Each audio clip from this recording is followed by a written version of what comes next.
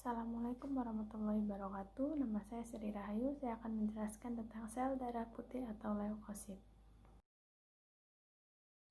Pengertian darah. Darah merupakan suatu cairan yang sangat penting bagi manusia karena berfungsi sebagai alat transportasi serta memiliki banyak kegunaan lainnya untuk menunjang kehidupan.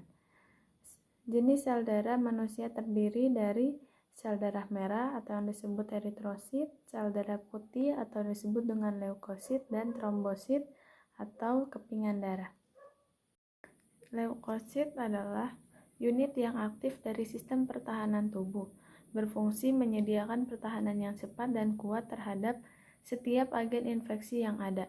Terdapat beberapa jenis leukosit, yaitu ada neutrofil, limfosit, basosit, monosit, dan eosinofil. Mereka mempunyai fungsi yang berbeda-beda. Neutrofil berfungsi untuk melawan infeksi jamur dan bakteri, limfosit untuk membuat antibodi dan membunuh sel-sel yang terinfeksi kanker, basofil berfungsi untuk melawan alergi dan zat kimia penyebab peradangan, monosit berfungsi untuk membunuh patogen yang terdapat di dalam sel, eosinofil untuk melawan infeksi parasit. Pembentukan leukosit. Sel-sel polimorfonuklir dan monosit dalam keadaan normal hanya dibentuk ke dalam sumsum tulang. Sedangkan sel-sel limfosit dan sel-sel plasma diproduksi dalam bermacam-macam organ limfoid, termasuk limfa, limfet, tonsil, dan macam-macam. Sel-sel limfoid yang lain di dalam sumsum tulang, usus, dan sebagainya. Sel-sel darah putih yang ada dibentuk di dalam sumsum tulang, terutama granulosit, akan disimpan di sumsum tulang sampai mereka dibutuhkan ke dalam sistem sirkulasi. Kemudian, bila kebutuhannya meningkat, maka akan menyebabkan granulosit tersebut dilepaskan. Dalam keadaan normal, granulosit yang bersirkulasi ke dalam seluruh aliran darah kira-kira 3 kali daripada jumlah granulosit yang disimpan dalam sumsum. Jumlah ini sesuai dengan persediaan granulosit selama 6 hari. Pemeriksaan. Sel leukosit atau sel darah putih adalah sel yang bulat berinti dengan ukuran 9-20 mikrometer. Jumlahnya sekitar 4-11.000 milimeter kubik darah. Metode pemeriksaan hitung leukosit ada 2, yaitu cara manual dan cara elektronik atau otomik. Saat ini sudah banyak laboratorium yang menggunakan cara elektronik, tetapi masih banyak juga yang menggunakan cara manual. Berikut adalah nilai referensi dari hitungan jenis leukosit. Jika diubah menjadi persentase, eosinofil 2-4%, basofil 0-2%, limfosit 21-35%, monosit 4-8%, neutrofil itu menjadi 3, ada metamylosit itu 0%, yang batang 0-110%, segmen 51-67%. Kelainan pada leukosit. Yang pertama ada leukopenia, adalah keadaan di mana sel darah putih lebih rendah daripada normal, di mana jumlah leukosit lebih rendah dari 50.000. Penyebab infeksi virus dan sepsis bakteri yang berlebihan dapat menyebabkan leukopenia.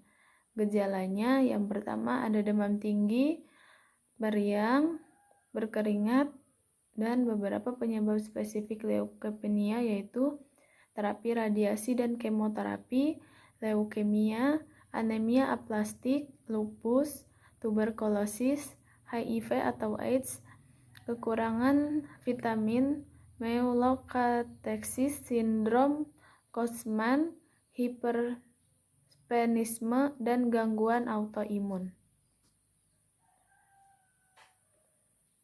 Pengobatan leukopenia, yang pertama diberikan obat dan vitamin, yang kedua pola hidup sehat, yang ketiga hindari cedera. Yang kedua ada agranulositosis. Ia adalah sumsum tulang berhenti membentuk neutrofil, mengakibatkan tubuh kita tidak terlindungi terhadap bakteri dan agen lain yang akan menyerang jaringan.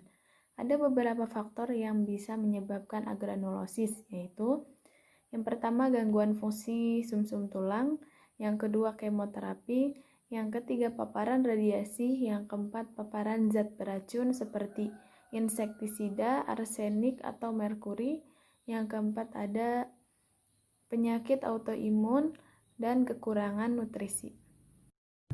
Pengobatannya yaitu ada granulosit colon stimulating factor, yaitu dilakukan dengan menyuntikkan hormon yang merangsang sumsum tulang, biasanya melalui suntikan subkutan. Contoh obatnya itu filgrastim.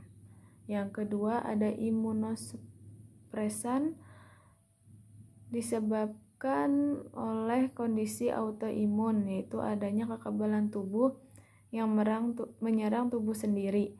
Contoh obatnya kortikosteroid.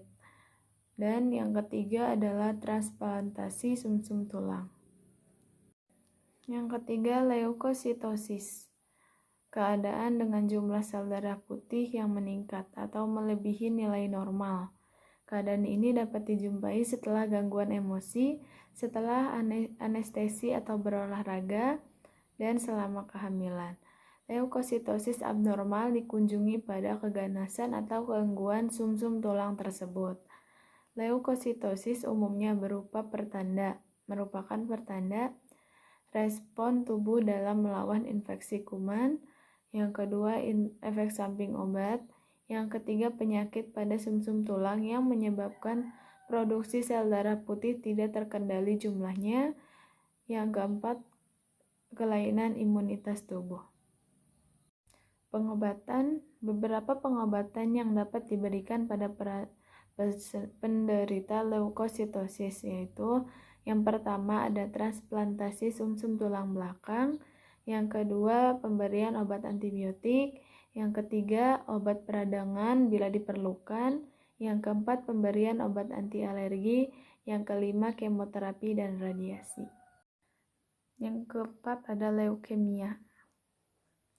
Banyak yang mengenal leukemia sebagai kelainan kanker darah ya, dikarenakan oleh kelainan sel darah putih di dalam tubuh dan tubuh secara tidak terkendali. Faktor resiko yang dimaksud meliputi memiliki anggota keluarga yang pernah menderita leukemia atau berarti bersifat turunan.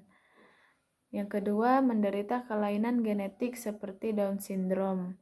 Yang ketiga, menderita kelainan darah seperti sindrom myelodysplasia. Yang keempat, memiliki kebiasaan merokok. Yang kelima, pernah mengalami pengobatan kanker dengan kemoterapi dan radioterapi. Yang keenam, bekerja di lingkungan yang terpapar dengan bahaya.